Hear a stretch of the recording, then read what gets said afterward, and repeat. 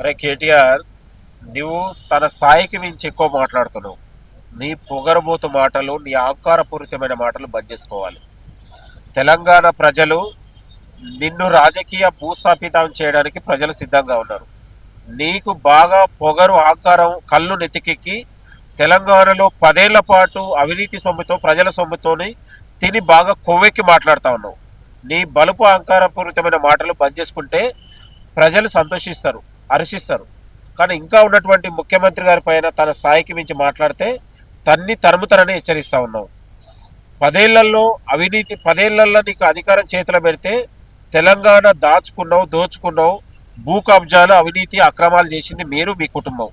ఇవాళ 2.5 ఏళ్లలో ఇవాళ కాంగ్రెస్ ప్రజాప్రభుత్వం వచ్చిన తర్వాత తెలంగాణలో మహిళలు కావచ్చు, రైతులు కావచ్చు, నిరుద్యోగులకు సంక్షేమ పథకాలు పెద్దపీట వేసి తెలంగాణ ప్రజల ఆకాంక్షకు అనుగుణంగా కాంగ్రెస్ ప్రజాప్రభుత్వం పనిచేస్తూ ఉంది.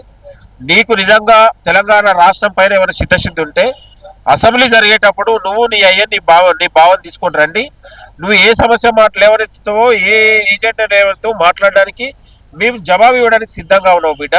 రండి. అసెంబ్లీలో చర్చించకుండా మేమే సాక్షాత్ ముఖ్యమంత్రి గారు అనేక రకాలుగా సవాలు విసిరారు.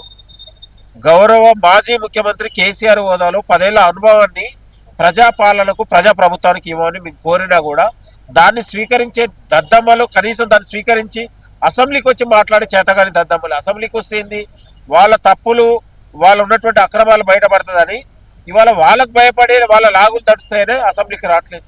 మీకు నిజంగా చిత్తశుద్ధి రండి, అసెంబ్లీకి రండి, మాట్లాడదాం. మీరు ఏ ఆన్సర్ ఇచ్చినా, ఏ ఎజెండా లేవనెత్తినా మేము మాట్లాడడానికి సిద్ధంగా ఉన్నాం. దీన్ని స్వాకరించండి.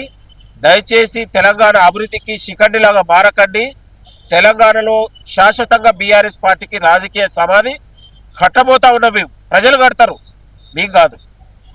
ఇకనైనా ప్రజలు ఇచ్చినటువంటి మీకు ప్రజలు బుద్ధి చెప్పారు. ఇకనైనా మీరు రియలైజ్ కాండి అని మేము కేటీఆర్కి హెచ్చరిస్తా ఉన్నాం. కేటీఆర్ మాటలో, తన భాషలో మార్పు ఉండాలని మేము కోరుకుంటున్నాం. ఇంకా అధికారం అదకే ఎక్కిలాగా ఇవాళ తెలంగాణ సొమ్ము దీని కొవ్వెక్కి బలుపు మాటలు బంద్ చేయాలని మీకు హెచ్చరిస్తున్నాం. కేటీఆర్ వెనకట ఎవడో సవితి తల్లి సన్యాసుడు అట, 10 ఏళ్ల తర్వాత హిమాలయ పోయి సవితి తల్లి గుర్తొచ్చి అమ్మాయి ఎట్లుండవు అన్నట్లాగా ఇవాళ కేటీఆర్ ప్రెస్ మీట్ ఉంది. ఇవాళ తెలంగాణలో 10 ఏళ్ల పాటు నువ్వు ముఖ్యమంత్రి ఉన్నప్పుడు కృష్ణా జలాలను ఆంధ్రాకు దోచిపెట్టింది నువ్వు. పోతిరెడ్డిపాటి నుంచి ఇవాళ 3 తూములుంటే 7 తూములు చేసి నీళ్ళని తీసుకుపోతుంటే, శ్రీశైలం జలాశయం నుండి నీళ్లు తీసుకుపోతుంటే రోజమ్మ దగ్గర పోయి చేపల కూర తిని వచ్చినటువంటి సన్యాసులు మీరు. ఇవాళ అరే, కృష్ణా జలాలను తెలంగాణకు రావాల్సిన వాటా కోసం ఇవాళ మేము పోరాటం చేస్తున్నాం. ఇవాళ ఉన్నటువంటి బనకచెర్ల, నల్లమల సాగర్ నుంచి ఆపాలని మేము సుప్రీంకోర్టులో కేసు వేసినాం. మాట్లాడుతున్నాం. తెలంగాణ ప్రాజెక్టులలో ఏ ఒక్క ఇంచుని వదులుకోవడానికి, మాకు రావాల్సిన వాటాలో ఏ ఒక్కటి వదులుకోవడానికి కాంగ్రెస్ ప్రభుత్వం సిద్ధంగా లేదు. తెలంగాణ వనరుల కోసం, ప్రాజెక్టుల కోసం ఎంతటి పోరాటమైనా, ఎంతవరకైనా పోరాటానికి సిద్ధం. మీరు గుర్తుపెట్టుకోండి. ఇవాళ ఆంధ్ర సార్ గతంలో 10 ఏళ్ల పాటు పాలించి ఆంధ్ర పాలకుల దగ్గర మోకరిల్లేటువంటి దద్దమ్మలు, సన్యాసులు. ఇక మీరు కూడా కృష్ణా జలాల గురించి మాట్లాడితే సిగ్గనిపిస్తుంది. తెలంగాణలో మీరు కట్టిన ప్రాజెక్టులు ఏంటి, మీరు చేసిన అభివృద్ధి ఏంది, చర్చకు అసెంబ్లీకి రండి, మాట్లాడదాం. అదే విధంగా కేటీఆర్ మాట్లాడుతూ అసెంబ్లీకి రమ్మని కేసీఆర్ అడుగుతారు. కేసీఆర్ అసెంబ్లీకి వస్తే రేవంత్ రెడ్డికి ఆశ్చర్యం వస్తుంది. అసలు సమాధానం చెప్పగలడా నిలబడారు. ఇలాంటి వెనకటేవాడు దొంగోడు నీతులు చెప్పినట్ల ఇలాంటి గజ దొంగ తెలంగాణ సంపదను దోచుక తిన్న ఈ గజ దొంగలు ఈయన వస్తే గుండె అయిపోతుంది.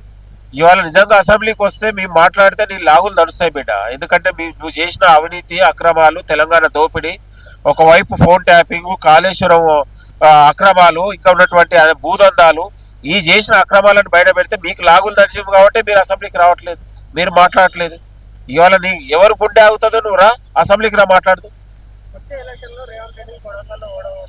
వాడి ముఖం ఓడిస్తాడు. బీఆర్ఎస్ పార్టీ తెలంగాణలో రాజకీయ సమాధి కాబోతా ఉంది. ఇక కేటీఆర్, హరీష్ రావు ఇలా ఉన్నటువంటి రాజకీయ భవిష్యత్తు శంకరగిరి మాట్లాడాలి. ఇక ఎవడు మేము రాజకీయ కక్షలకు ఎలాంటి అవకాశం లేదు. కాంగ్రెస్ ప్రజాప్రభుత్వం వచ్చిన తర్వాత ఏ ఒక్క రాజకీయ కక్షలకు అవకాశం లేదు. వాళ్ళు చేసిన అవినీతి అక్రమాలే వాళ్ళ మెడ చుట్టూ తిరుగుతున్నాయి.